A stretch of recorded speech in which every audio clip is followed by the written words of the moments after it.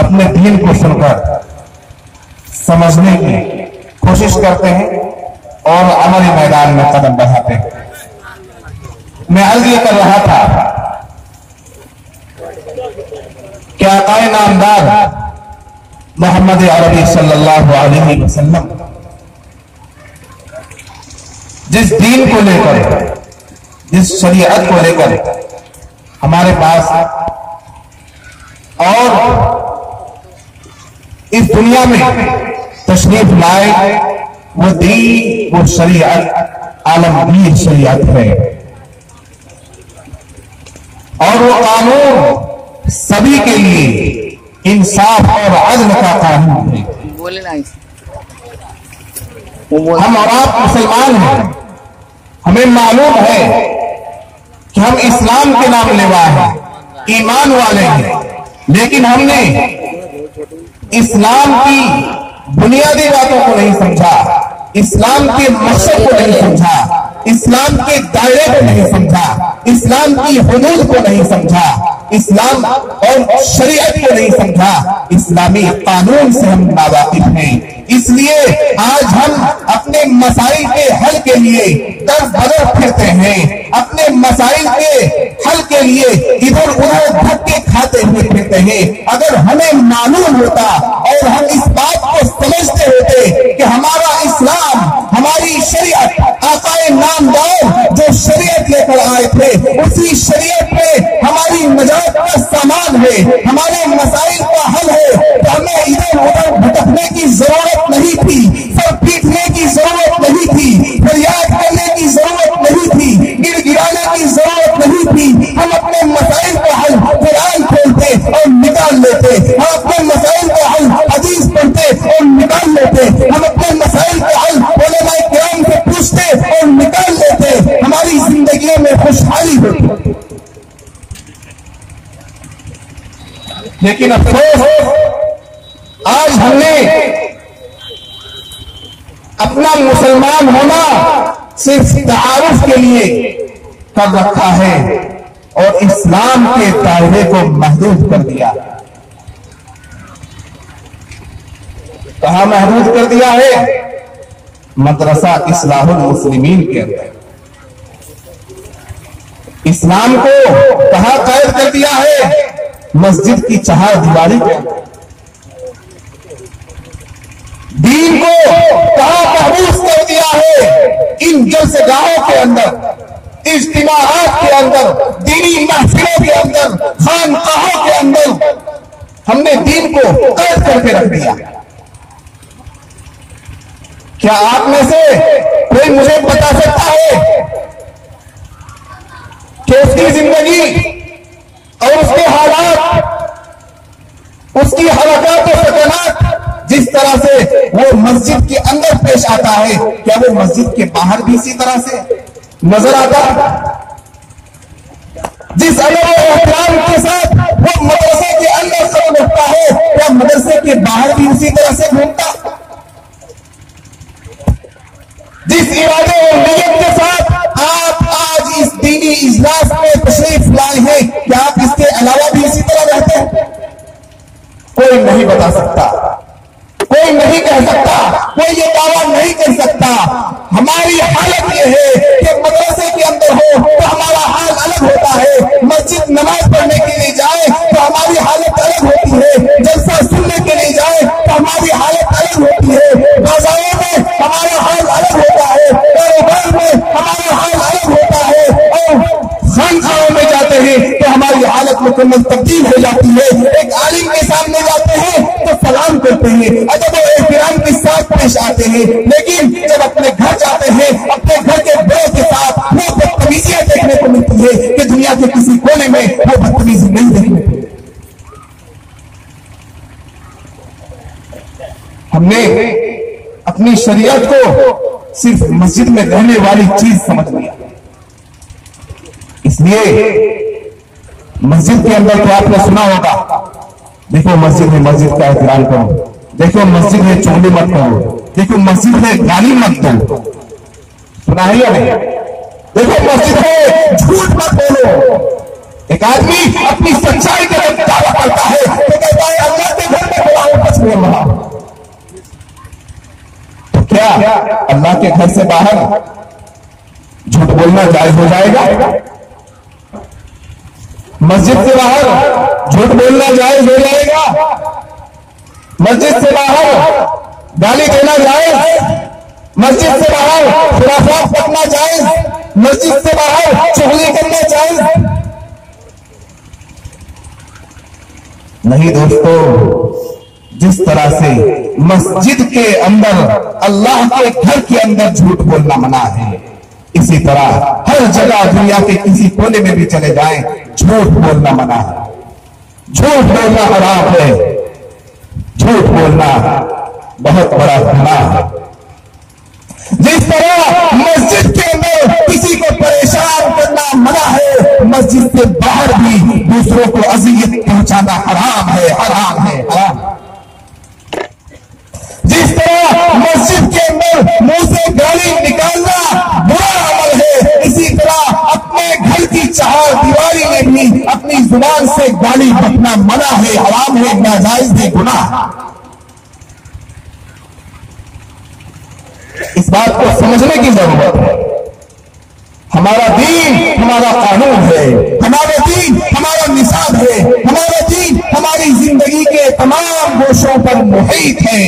ہماری زندگی کا کوئی ایسا گوشہ نہیں جہاں دین، اسلام، قرآن اور نبی کا فرمان ہماری رہنمائی نہ کر رہا ہو۔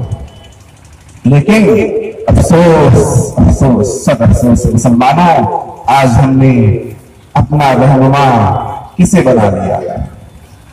قرآن ہماری رہنمائی کر رہا ہے، لیکن ہم قرآن سے رہنمائی نہیں کرتے۔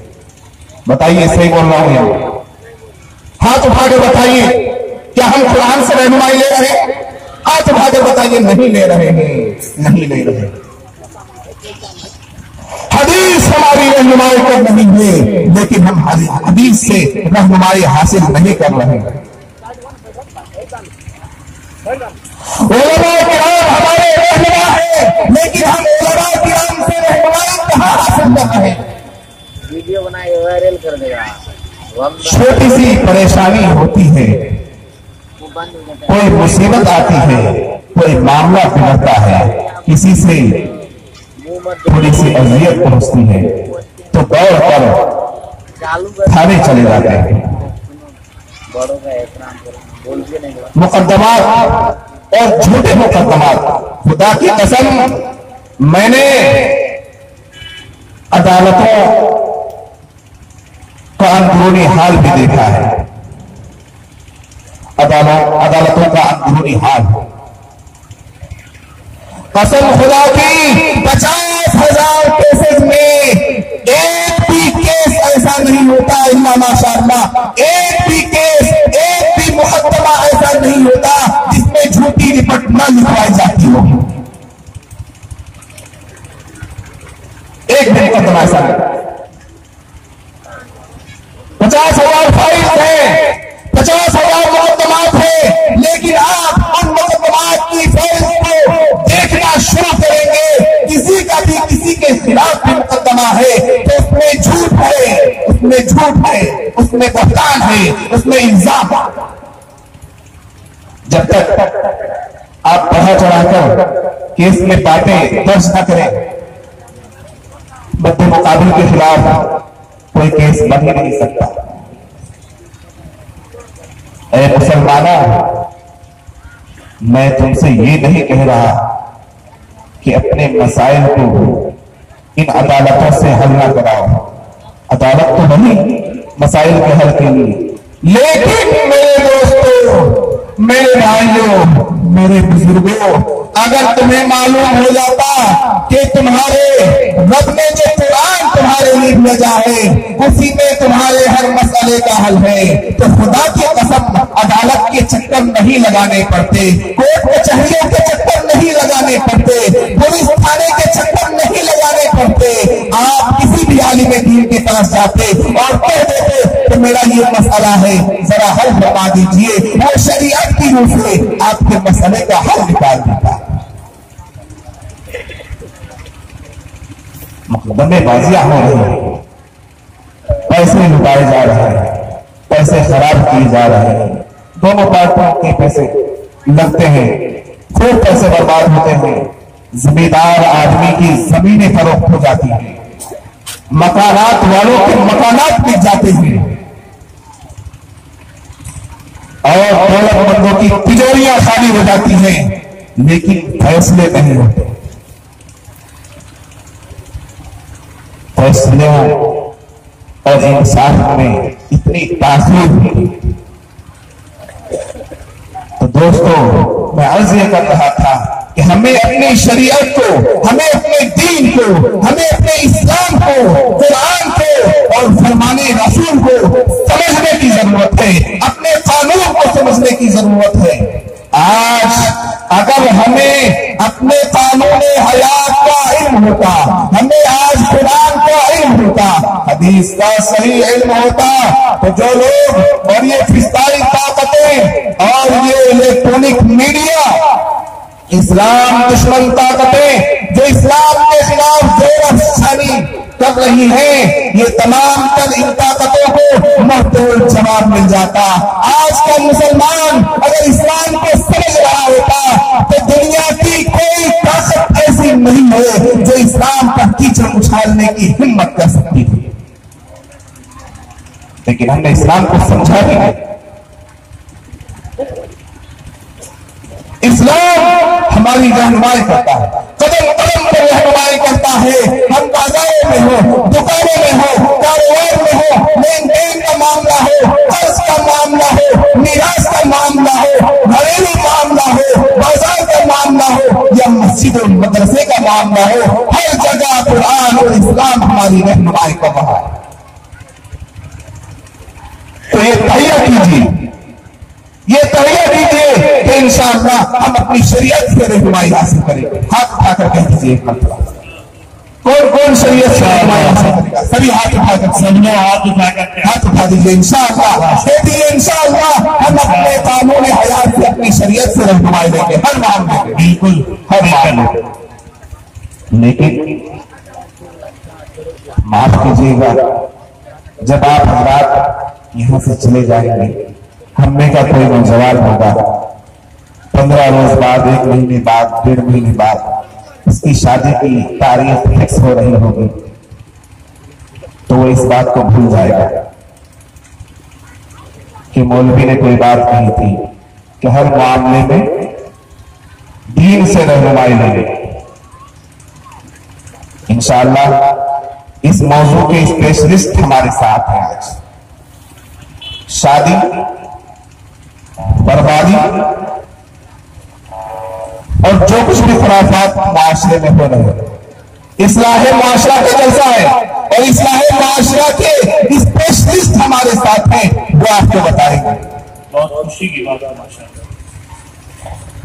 मैं तो अर्ज कर रहा था, सिर्फ आप कहेंगे मौलाना हमें तो कुरान नहीं पता, हमें हदीस नहीं मालूम, हमने आपकी तरह बुखारी शरीफ नहीं पढ़ रखी, हमें कैसे पता चलेगा कि कहां किस तरह से कैसे इस्लाम हमारी रहनुमाई कर रहा है?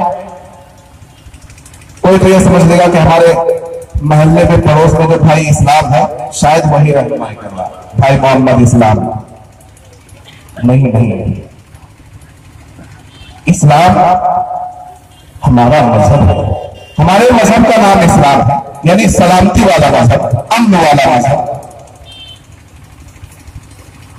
तो हमें अपनी शरीयत को समझना है। हाँ, तो आप कहेंगे हमें नहीं मालूम बुखारी क्या है, मुस्लिम क्या है, तिरमिज़ी क्या है, अबू दाऊद क्या है, हमें नहीं मालूम। कुरान क्या कह रहा है हमें नहीं मालूम, जिन्हें पढ़ना आता है उन्हें भी नहीं मालूम, क्योंकि मानी और मफाहिम को समझते नहीं। मुसलमानों, अफसोस का मकाम है कि आज मुसलमानों ने दुनिया को समझ लिया है, दुनिया की हर चीज को समझा है। हमने इलेक्ट्रॉनिक को समझा, हमने जदीद टेक्नोलॉजी को समझा, हमने टीवी-पीसीआर को समझा, हमने जदीद टेक्नोलॉजी के तमाम आलात को समझ लिया, हमने इंटरनेट को समझ लिया, हमने यूट्यूब को समझ लिया, हमने फेसबुक को समझ लिया, हमने इंग्लिश जुबान समझ ली, हमने तरह तरह की जुबानें समझ ली, दुनिया की तमाम जदीद चीजें हम समझ चुके हैं। अगर हमने किसी चीज को नहीं समझा तो अपने कुरान को नहीं समझा। اگر نہیں سمجھا تو اپنے قرآن کو سمجھنے کی کوشش نہیں کی. کسی نے سوچا ہے کہ قرآن بھی سمجھنے کی چیز ہے؟ پڑھنے کی چیز تو ہے، پڑھنے کا ثواب الگ ہے، لیکن پڑھنے کا ثواب پڑھنے سے مل جائے گا، پڑھنے کا فائدہ کیسے ملے گا؟ بظاہر آپ کی زندگی میں، آپ کے عمل میں اس کا نفع کیسے نظر آئے گا؟ سمجھنے کے بعد. جو نہیں پڑھ پائے، جو نہیں سمجھ پائے، ان کے لیے میں نسخہ بتا رہا ہوں، ان کے لیے نسخہ بتا رہا ہوں. اگر تھوڑی دیر کے بعد بغیر بتائے چلا جاؤ تو ایک آدمی کھڑے ہو کر بتا دیں کہ جی ہمارے مسائل کا وہ نسخہ جو آپ بتانے والے تھے، ان لوگوں کے لیے جنہیں قرآن نہیں آتا، حدیث نہیں آتی، تو وہ کیا نسخہ تھا؟ انشاءاللہ بتاؤں گا ضرور. آئیے سیرت رسول صلی اللہ علیہ وسلم کی صرف چند جھلکیاں دے کر تھوڑی دیر آپ سے مخاطب ہوں گا، اس کے بعد اپنا جواب لینا. ہم نے بہت سنا ہے ہمارے آقا ایسے تھے، ہمارے آقا ویسے تھے، اعلیٰ صفات کے حامل تھے، بہت خوش مزاج تھے، بہت ملنسار تھے، صاحب جمال تھے، صاحب خوش خصال تھے، صاحب کمال تھے. بہت اعلیٰ صفات سنتے رہتے ہیں، سنتے رہتے ہیں، سب بھولتے رہتے ہیں، سبحان اللہ بھی کہتے ہیں، الحمدللہ بھی کہتے ہیں. لیکن عزیزوں، دوستوں، دینی بھائیوں، ہم نے سیرت رسول کو صرف سنا ہے، صرف سنا ہے، اور نعرے بھی لگا دیتے ہیں، نبی کا دامن نہیں چھوڑیں. لیکن میں آپ کی توجہ آج مبذول کرانا چاہتا ہوں اس طرف کہ نبی کی سیرت صرف سننے کی چیز نہیں ہے، نبی کی زندگی اور زندگی آپ صلی اللہ علیہ وسلم کی سواد عمری صرف سن کر ایک کان سے سن کر دوسرے کان سے نکال دینے والی چیز نہیں ہے. اے دوستو، سیرت کو سنو، نبی کی زندگی کو سنو، صحابہ کرام کی زندگی کو سنو، تو اس ارادے سے سنو کہ اس سے ہم سبق حاصل کریں گے اور انشاءاللہ اسی سیرت کے نقش قدم پر چلیں گے، انہی واقعات کے نقش قدم پر چلیں گے. کہیے ارادہ کرتے ہیں. آپ صلی اللہ علیہ وسلم بہت زیادہ وعدہ وفا کرنے والے تھے. کیا تھے؟ وعدہ کو پورا کرنے والے تھے. کسی سے کوئی وعدہ کر لیا تو اس کو پورا کرنا ہے. کہیے انشاءاللہ کریں گے ہم سب، جس سے جو وعدہ ہو جائے اس کو پورا کریں گے انشاءاللہ. آپ صلی اللہ علیہ وسلم معاہدے کو توڑتے نہیں تھے، جس سے جو بات طے ہو گئی اس کو توڑتے نہیں تھے. تو بھائی ہم دونوں کے درمیان یہ معاہدہ ہے، یہ سلجھاؤ کی بات ہے. تو آپ صلی اللہ علیہ وسلم نے کفار مکہ سے کیے ہوئے معاہدوں کو بھی توڑا نہیں ہے، ان کی پاسداری کی ہے. کہیے کہ جو معاہدہ کریں گے انشاءاللہ اس پر قائم رہیں گے، توڑیں گے نہیں. ہاتھ اٹھا کر کہہ دیجیے، ہاتھ اٹھا کر کہہ دیجیے، متحرک ہو کر بیٹھے میرے سامنے. انشاءاللہ سونے کی، غنودگی کی، نیند کی کوئی بات نہیں ہونی چاہیے. بالکل. آپ صلی اللہ علیہ وسلم ہمیشہ سچ بولنے والے. کیا تھے؟ ہمیشہ سچ بولنے والے تھے. اللہ، ہمیشہ. آپ کہیں گے ہمیشہ؟ جی ہاں، آقا صلی اللہ علیہ وسلم کا اللہ غلام بھی سچائی کو اس طرح سے تھامے رکھتا تھا کہ گردن اڑ جائے لیکن سچائی نہ چھوٹے، سچائی کا دامن نہ چھوٹے، زبان سے ہمیشہ سچ نکلے. آج تو ہمارا کاروباری یہ کہہ دیتا ہے کہ میاں مولی صاحب اس پرانے زمانے کی بات کر رہے ہو، ہمارا تو سامان ہی اس وقت تک نہیں بکتا جب تک ہم 2 4 10 50 جھوٹ نہ بول لیں. یہ ہمارا عقیدہ بگڑ چکا ہے، ہماری سوچ میں شیطان گھس چکا ہے. ہمارے دماغ میں شیطان بےبس ہو چکا ہے، اس لیے اس طرح کی باتیں ہم کرتے ہیں کہ کاروبار نہیں چل سکتا جب تک جھوٹ نہ ہو۔ ارے مسلمانوں، تمہارے کاروبار کی نہیں بات کر رہا ہوں، آج کے اسی دور میں یہود و نصارہ کی بڑی بڑی کمپنیاں میں نے دیکھی ہیں، یہود و نصارہ کی بڑی بڑی دکانیں میں نے دیکھی ہیں، بڑے بڑے شوروم میں نے دیکھے ہیں، ان کا ایک ٹیلر، ان کا ایک آدمی، ایک دکاندار جھوٹ نہیں بولتا، سچائی کے ساتھ تجارت کرتا ہے۔ یہ یہود و نصارہ کی بات کر رہا ہوں، غیر ایمان والوں کی بات کر رہا ہوں۔ ایمان والا جھوٹ بول کر سامان بیچے اور گیس کے بغیر بک ہی نہیں سکتا۔ یہ صرف ہمارے سوچ کا فتور ہے، ہم نے اپنی سوچ بدل کرنی ہے۔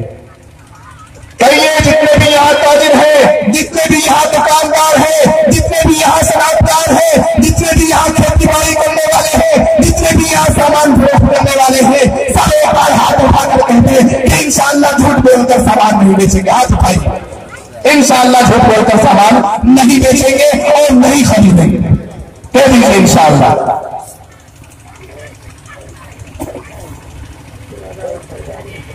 تو دوستو، آپ صلی اللہ علیہ وسلم بہت سچے تھے۔ بس ایک واقعہ اور رخصت۔ ایک صحابی حضرت عبداللہ ابی حذیفہ، حضور پاک صلی اللہ علیہ وسلم سے لین دین کا معاملہ ہوتا ہے، کچھ خرید و فروخت کا معاملہ آتا ہے، حضور صلی اللہ علیہ وسلم کچھ بیچتے ہیں اور وہ کچھ خریدتے ہیں۔ اے دوستو، اے عزیزو، وہ صحابی رسول آپ صلی اللہ علیہ وسلم سے کچھ خریدتے ہیں اور آپ صلی اللہ علیہ وسلم کوئی سامان انہیں فروخت کرتے ہیں، لیکن ان کے پاس، اس صحابی رسول کے پاس پوری قیمت نہیں ہوتی جو ادا کر دی جائے۔ وہ صحابی رسول کہتے ہیں، اے آقا نامدار، اے مدینے کے تاجدار، اے میرے سچے محبوب، میں اپنے گھر جاتا ہوں اور پوری قیمت لے کر آتا ہوں۔ آپ صلی اللہ علیہ وسلم فرماتے ہیں، بہت اختصار کے ساتھ یہ واقعہ سنا رہا ہوں اور میری تقریر یہیں پر اختتام پذیر ہو جائے گی۔ وہ صحابی رسول کہتے ہیں، میں اپنے گھر سے جا کر آپ کی پوری قیمت لا رہا ہوں۔ آپ صلی اللہ علیہ وسلم کی زبان مبارک سے، زبان صداقت سے یہ بات نکل جاتی ہے کہ اے میرے پیارے صحابی، جا، جب تک تو پیسے لے کر آئے گا میں تیرا یہیں کھڑا ہو کر انتظار کر رہا ہوں۔